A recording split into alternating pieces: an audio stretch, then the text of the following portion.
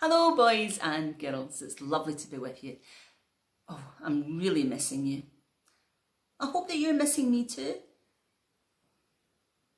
I wonder how you are. Now sometimes when people ask us, how are you?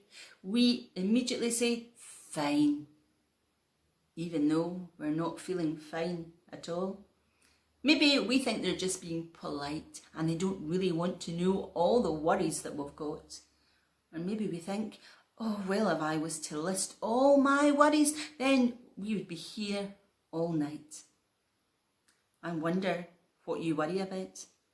Perhaps you worry about school, you worry about homework, you worry about finding the online password to get into the computer for homeschooling.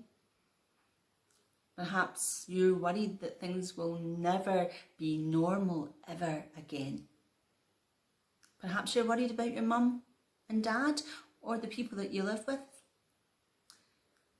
I want to share a story with you about someone I know who was very worried. Her name is Anna. And when she was young and when she was at school, she was involved in so many things. She was in the netball team. She played hockey for the school. One night a week she went to guides and one night she went to music lessons. She was rehearsing for the school play, and apart from all those things, she still had to walk the dog and tidy her room and do her homework. And some days it would just all get too much for Anna. Some days she would come home from school in such a state. She was overwhelmed. There was so much to do.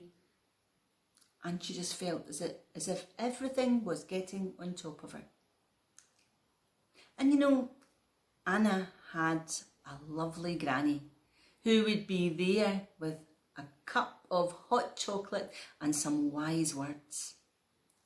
And she would say to Anna, "What's the matter, Anna?"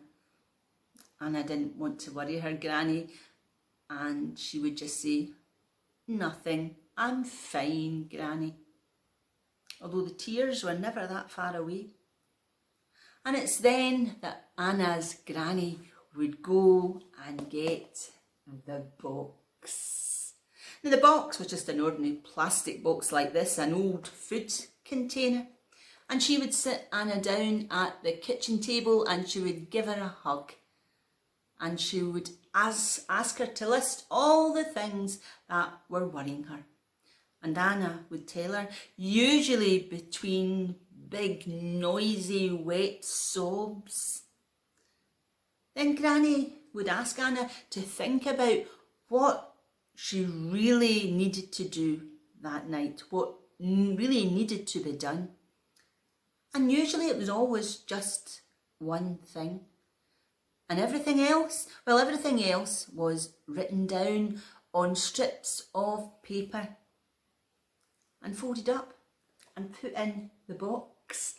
And then Anna's granny would take the box and put it up really high on the fridge or on the cupboard, out of sight. And Granny would say, "Now Anna, you don't need to worry about any of those things in that box until tomorrow.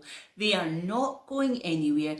Anna, you just concentrate on the one thing that you have to do tonight." Anna is all grown up now and she has children of her own. But from time to time she still has worries, and sometimes she still feels overwhelmed. It all gets too much for her. It all gets on top of her and she gets into a state. Maybe different worries than she had as a child. But Anna knows what to do now when she feels like that. She remembers what her granny taught her. And when she feels like that, all worried, she goes and she gets the box. You know, plastic boxes like this, food containers, were not around in ancient times. But even so, Jesus has some wise words to say to us about not worrying. And he says, do not worry about what you will eat or what you will drink or what you will wear.